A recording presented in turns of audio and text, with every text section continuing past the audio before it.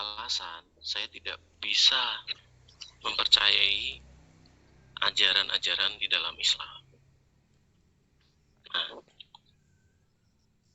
salah satunya ya. Halo? Iya, halo. Ini banyak waktu nggak? Kalau banyak waktu biar ditarik. Enggak, Bu. Saya enggak banyak. Okay. Mohon maaf. Saya sebentar lagi masuk. Nah, kalau mau direkod monggo sih, Bu. Tapi rekod aja. Karena saya cuma sebentar. Tapi saya di laptop sekarang. Iya sih, Bu. Ya, nggak usah, Bu. Nggak apa-apa, ngobrol santai aja lah sama Pak Iwan. Jadi gini, Pak Iwan. Pak Iwan, setuju tidak, Pak, bahwa tapi Bapak nggak jawab juga nggak apa-apa. Bapak setuju tidak bahwa fiksi itu pasti menabrak histori, artinya tidak sesuai dengan histori? Yang apa? Fiksi. Bahwa kurang fiksi. Putus tadi. Ya, fiksi itu ya itu nggak sesuai sejarah gitu loh, Pak. Maksudnya kita ngomong cerita fiksi. Ya, tidak setuju. Oh iya, ya. Baik. Menurut Bapak bagaimana? Ya, betul kan, Pak? Ya, betul. Berarti bahwa fiksi sama sejarah itu kan pasti bertentangan ya, Pak ya? Betul. Ya. Ya. Nah, di sini Pak, saya keberatannya di situ. Jadi kita salah satu contoh saja mengenai penyaliban Yesus, kematian Yesus, dan kebangkitan Yesus. Nah, hal yang dikatakan penyaliban Yesus itu ada 17 lebih sumber sejarah yang mengatakan bahwa itu benar-benar terjadi. Nah, ketika kita berargumen, pasti ada 3 ya yang kita jadikan rujukan. Pertama, 1 ya, bagaimanakah data primer? Bagaimanakah data sekunder? Dan bagaimanakah data asumsi? Asumsi ini masih bisa, karena asumsi ini adalah silogisme dari argumen. Nah, data primer, baik itu sumber Kristen dan sumber non-Kristen, itu tidak ada satupun yang mengatakan penyerupaan dengan atau si Yudas diserupakan dengan Yesus, tidak ada. Jadi Yesus sendiri mengatakan, aku akan mati dan akan disalib, anak manusia akan diserahkan kepada bangsa, anak manusia akan mati dan akan bangkit. Jadi sebelum peristiwa sejarah itu pun sudah diiyakan oleh keempat Injil kanonik. Bahkan sudah dinubuatkan ratusan tahun sebelumnya di kitab Yesaya misalnya, bahwa hambaku akan menderita, dia akan ditempatkan kuburannya di antara orang-orang jahat, penjahat, hambaku nanti akan bangkit, itu ada semua. Nah, data-data ini bahkan pada abad pertama ada Plinius muda, dia umur 60 Masehi sampai 120 Masehi, dia juga mengatakan Yesus disalib. Marbar Serafion juga mengatakan Yesus disalib. Talmud Yahudi mengatakan Yesus disalib, wafat, dimakamkan, kalau Talmud nggak ngomong bangkit ya. Kemudian Flavius Josephus mengatakan Yesus ini juga disalib. Kemudian Paulus dari Samosata mengatakan Yesus disalib. Jadi ada 15 lebih sumber sejarah yang hadir pada waktu itu yang mengatakan Yesus disalib. Nah, kemudian bagaimana Quran itu mengatakan yang sebaliknya. Jadi tidak sesuai dengan sejarah, data, fakta yang ada pada waktu itu. Quran mengatakan atas nama Tuhan. Atas nama Tuhan loh. Bahwa Yesus tidak disalib, bahwa yang disalib adalah yang diserupakan. Nah, saya melihat Pak di sini bahwa tidak ada kesinambungan sejarah sama sekali.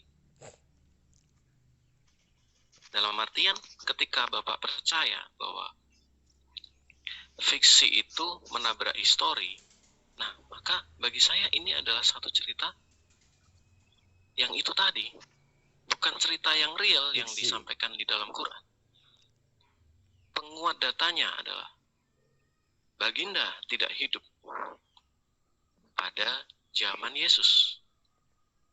Kemudian Baginda tidak melihat itu sendiri.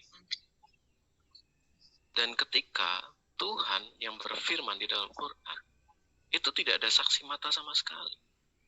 Bagi kami ini adalah data subjektif yang menyalahi data primer. Ingat, data primer adalah data yang benar-benar saksinya. Ini sekunder pun bukan. Gitu. Jadi bagaimana data yang bukan data primer dan hanya satu data ini punya kekuatan hukum melawan 17 data primer.